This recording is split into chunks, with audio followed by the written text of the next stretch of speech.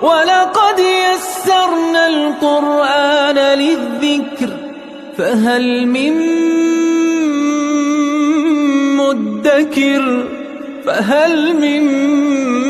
مُدَّكِرٍ اعوذ باللہ من الشیطان الرجیم بسم اللہ الرحمن الرحیم الحمد للہ رب العالمین وصلی اللہ علی سیدنا و نبینا بالقاسم المصطفى محمد وعلى آلہ الطیبین الطاہرین المعصومین اما بعد اعوذ باللہ من الشیطان الرجیم ہم درجات عند اللہ واللہ بصیر بما یعملون صدق اللہ العلی العظیم۔ پروردگار عالم نے سورہ آل عمران کی ان آیات میں مسلم معاشرے کے افراد کو مختلف گروہوں میں تقسیم کرتے ہوئے ان کے حالات، ان کے افکار کو بیان فرمایا۔ صحابہ کے مختلف درجات، اس وقت رسول اللہ کی معیت میں جو افراد تھے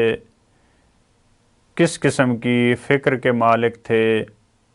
ان کو بیان کرنے کے بعد اس آیت میں فرمایا ہم درجات عند اللہ۔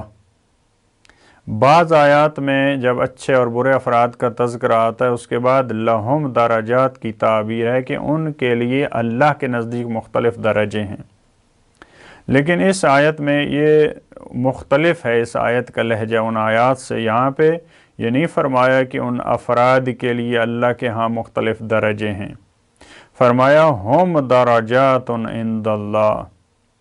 یعنی وہ خود لوگ درجات ہیں، وہ خود مختلف درجے ہیں، ان لوگوں کے درجے ہیں، نہ ان کے لیے درجے ہیں اللہ کے ہاں۔ یعنی یہ ایک سری ترین آیات میں ہے جو مسلمانوں کو، جو معاشرے کو، جو صحابہ کو درجات میں تقسیم کر رہی ہے۔ ہم درجات عند اللہ، نہیں فرمایا اللہ کے ہاں، اللہ کے نزدیک ان کے لیے بہت درجے ہیں، نہیں،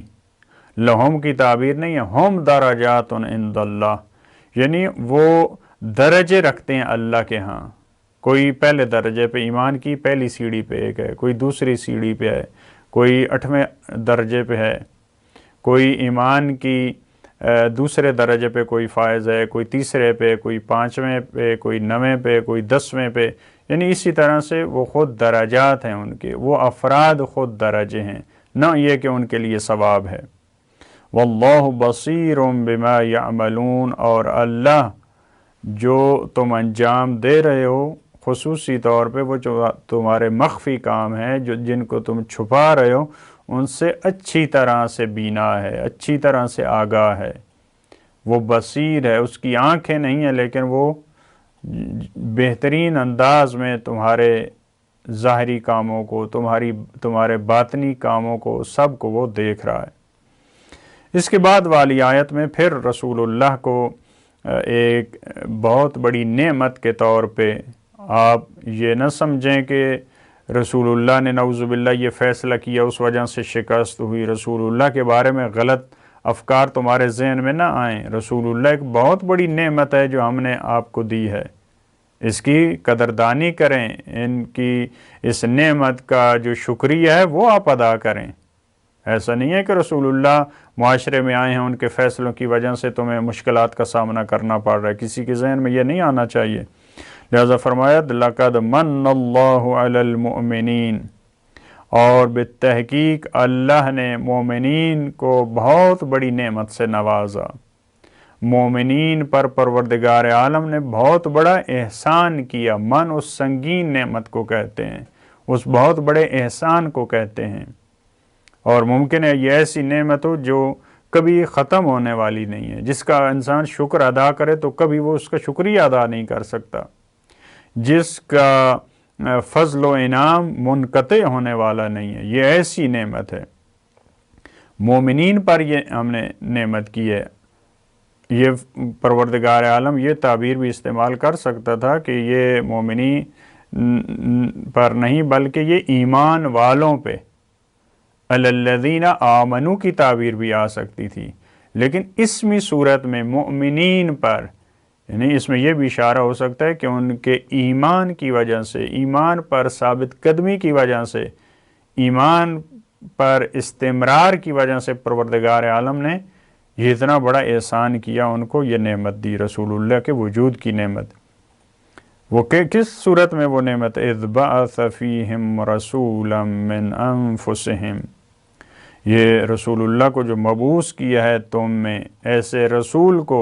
جو تم ہی میں سے ہے، جو تمہارے نفسوں میں سے ہے،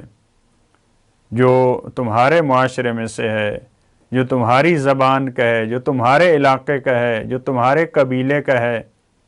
یہ پروردگار عالم کا بہت بڑا احسان ہے، لہٰذا اس نعمت کو ہلکا نہ سمجھو۔ یتلو علیہم آیاتہ، اور وہ ایسا رسول ہے جو اللہ کی آیات کو تم پہ تلاوت کرتا ہے، یعنی اس کا وحی الہی سے اس کا رابطہ ہے، اس کا خدا سے رابطہ ہے، وہ اپنی مرضی کے مطابق گفتگویں نہیں کرتا، حکم خدا سے وہ گفتگو فرماتا ہے۔ وَيُزَكِّيهِمْ، اور وہ تمہیں پاک کرتا ہے، تمہارا تزکیہ کرتا ہے، تمہاری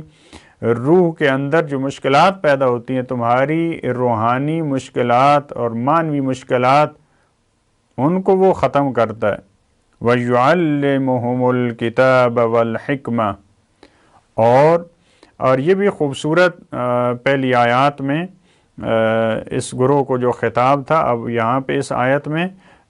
خطاب کا لہجہ نہیں ہے، پروردگار پورے معاشرے کو مخاطب نہیں قرار دے رہا، مومنین وہ بھی غیب کی صورت میں، یہ ہم نے مومنین پہ احسان کیا ہے، اور انہی میں ہم نے مبعوث کیا ہے رسول، جو انہی میں سے ان پہ جو آیات الہی کی تلاوت کرتا ہے، ان کا تزکیہ کرتا ہے، یعنی اب غیب کا خطاب۔ وَيُعَلِّمُهُمُ الْكِتَابَ وَالْحِكْمَةَ، انہی کو وہ کتاب کی تعلیم دیتا ہے اور حکمت کی تعلیم، چاہے وہ حکمت، چاہے وہ سنت کی تعلیم ہے، چاہے وہ روش زندگی ہے، چاہے وہ جینے کا سلیقہ ہے، قرآن کریم کے علاوہ جتنے معاملات ہیں وہ سارے کے سارے وہ رسول ان کو تعلیم دیتا ہے اور وہ سکھاتا ہے۔ وَإِن كَانُوا مِن قَبْلُ لَفِي ضَلَالٍ مُبِينٍ، اور اس سے پہلے تم بڑی واضح گمراہی میں تھے، کھلی گمراہی میں تھے، اس سے پہلے تم گمراہ تھے، اور یہ رسول ہم نے بھیجا، احسان کیا، تم کو بہت بڑی نعمت دی، وہ تمہیں یہ ساری چیزیں سکھا رہا ہے، اور تم میں یہ کیسے جرأت کہ تم ہمارے رسول کی طرف یہ نسبت دو، نعوذ باللہ کی ان کے فیصلے ٹھیک نہیں ہیں، نعوذ باللہ انہوں نے خیانت کی ہے، اس طرح کی جو نسبتیں جو آیات میں جن سے منع کیا گیا، یعنی یہ ممکن ہے بعض افراد کی یہ زبان پہ یہ چیزیں ہوں، لہٰذا ان کو ایک دفعہ پھر متوجہ کیا کہ رسول اللہ کی ہستی تو یہ ہے، ان کا وجود اتنا مقدس اور نعمت والا وجود ہے، ان کے بارے میں اس قسم کے گمان نہیں آپ کے ذہن میں آنا چاہیے۔ ان کے آنے سے پہلے تو آپ گمراہ تھے، ان کے آنے سے پہلے آپ کی کیا حالت تھی، آج ان کے آنے کے بعد آپ میں یہ جرأت پیدا ہو گئی کہ آپ نعوذ باللہ ان کے فیصلوں کو آپ کہیں کہ ان کے فیصلے ٹھیک نہیں ہیں۔ اس کے بعد والی آیت میں فرمایا اَوَلَمَّا أَصَابَتْكُم مُّصِيبَةٌ، یہ جو عہد میں مصیبت پہنچی، رسول اللہ کا دفاع چند آیات میں ان کو ان کی تنزیح الرسول، رسول اللہ کو منزہ قرار دیتے ہوئے پھر وہی جو عہد میں مصیبت آئی مسلمانوں پہ اور اس کے بارے میں مختلف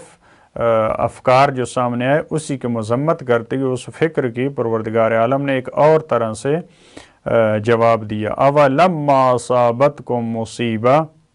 یعنی پروردگار عالم اس لہجے میں یہ بیان فرمانا چاہ رہا ہے کہ کیا تمہیں معلوم ہے کہ وہ مصیبت جو تم پہ آئی، اَوَلَمَّا أَصَابَتْكُم مُّصِيبَةٌ، کیا تمہیں معلوم ہے یہ عہد والی مصیبت جو تم پر آئی، قَدْ أَصَبْتُم مِّثْلَيْهَا، اور تم نے اس کے 2 برابر مصیبت جنگ بدر میں ان پہ وارد کی، یعنی یہ ایک درمیان میں جملہ معترضہ کے طور پہ، تم یہ کہہ رہے ہو کہ عہد میں ہم پہ اتنی مصیبت آئی، ہمارے 70 شہید ہوئے، فرمایا یہ جو تمہیں معلوم ہے یہ جو مصیبت تم پر آئی اور اس سے پہلے تم نے بدر میں اس کے 2 برابر، کیونکہ ان کے قتل ہوئے اور تم نے اسیر بھی لیے، ان کے قیدی بنائے، یعنی تم نے ان سے 2 برابر ان پہ مصیبت تم نے وارد کی، یہ تمہارے ذہن میں رہے، یعنی آیت یہ کہنا چاہ رہی ہے، اب آپ یہ کہہ رہے ہیں کہ ہم پہ کیسے مصیبت آ گئی، ہمیں خدا نے ہماری مدد نہیں کی، ہمارے ساتھ یہ ہوا وہ ہوا۔ اس میں یہاں بتایا جا رہا ہے کہ تمہارے ذہن میں رہے کہ اس سے پہلے بدر میں اس کے 2 برابر تم نے ان پہ مصیبت وارد کی۔ قُلْتُمْ أَنَّ هَذَا، اور تم اب یہ کہہ رہے ہو کہ یہ کیسے ہوا، یہ ہمارے ساتھ کیا ہو گیا، ہمیں اتنی کیوں شہادتیں ملی، ہم تو حق کی راہ پہ تھے، ہم تو رسول اللہ کی معیت میں تھے، ہمارا اتنا نقصان کیوں ہوا، تم اب یہ کہہ رہے ہو۔ اب اس کا جواب کیا ہے؟ قُلْ هُوَ مِنْ عِنْدِ أَنفُسِكُمْ، بہت خوبصورت جواب دیا قرآن کریم نے۔ کہہ دیجئے وہ تمہاری وجہ سے تھا، وہ جو شکست ہوئی، یہ جو تمہیں نقصان اٹھانا پڑا، یہ جو تم نے 70 شہید دیے، تمہاری اپنی وجہ سے ہے۔ رسول اللہ نے یہ فرمایا تھا، پہلے مرحلے میں تمہیں فتح نصیب ہوئی، اور رسول اللہ نے یہ حکم دیا تھا کسی صورت میں یہ 50 یا 52 افراد اس درے سے نہ ہٹیں۔ وہ تم نے جو پہلی آیات میں گزرا، تم نے تنازعتم وعصیتم فی الامر، تم نے نزاع کیا، تم نے رسول اللہ کے امر کی نافرمانی کی، اس وجہ سے خود تم قصوروار ہو۔ اس میں نہ خدا کا قصور ہے، نہ رسول اللہ کا قصور ہے، نہ دین کا قصور ہے، قصوروار تم خود ہو، کیونکہ تم نے اس کو مال غنیمت کی خاطر یا جس چیز کی خاطر یا نس کے بارے میں اجتہاد کرتے ہوئے تم نے اس مقام کو چھوڑا اور تم پہ یہ مصیبت آئی۔ اور خالد بن ولید نے جو حملہ کیا، جس کو مورخین نے بھی لکھا، لہٰذا یہ تم اعتراض کرنے کا حق نہیں ہے، وہ ساری کی ساری مصیبت تمہاری اپنی وجہ سے تھی۔ ان اللہ علی کل شیء قدیر، یقیناً اللہ ہر چیز پہ، ہر معاملے پہ قادر ہے۔ پروردگار عالم ایسا نہیں ہے کہ ناتوان ہے، پروردگار عالم میں وہ قدرت موجود ہے کہ تم نے اگر اس درے کو چھوڑ دیا، پھر بھی پروردگار اگر چاہتا معجزاتی طور پر وہ پھر بھی تمہیں فتح دے سکتا تھا،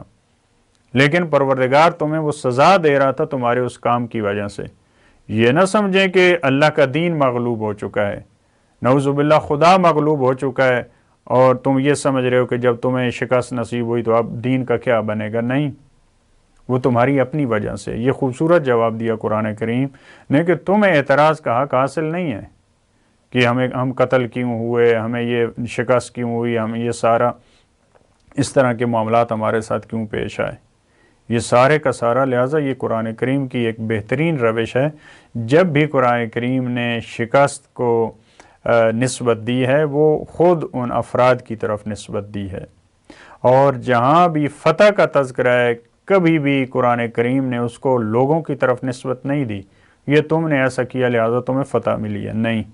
وہ اللہ کے اذن سے فتح ملی ہے۔ محنت انسان کرتا ہے، محنت صحابہ کر رہے تھے، لڑ رہے تھے،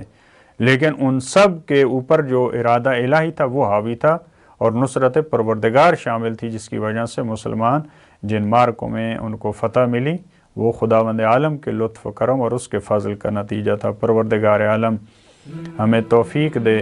کہ پروردگار عالم کی رہنمائی اور قرآن کریم کی رہنمائی، جو قرآن کریم کے دستورات ہیں، جو احکامات ہیں، ان کے سائے میں چلتے ہوئے ہم بھی اپنی زندگی کو بہتر سے بہتر بنائیں۔ اگر ہمیں زندگی کے کسی قدم میں شکست کا سامنا کرنا پڑتا ہے تو ہم کبھی بھی اس کو خدا کی طرف نسبت نہ دیں، کبھی بھی اولیاء خدا کی طرف نسبت نہ دیں۔ جہاں بھی ہمیں جس قدم میں شکست ملتی ہے تو وہ ہمارا اپنا اس میں قصور ہوتا ہے، ہم خود اس میں محنت نہیں کر رہے ہوتے، اور جو حق ادا کرنا ہوتا ہے وہ ہم نہیں کر رہے ہوتے۔ اللہم صلی علی محمد و آل محمد۔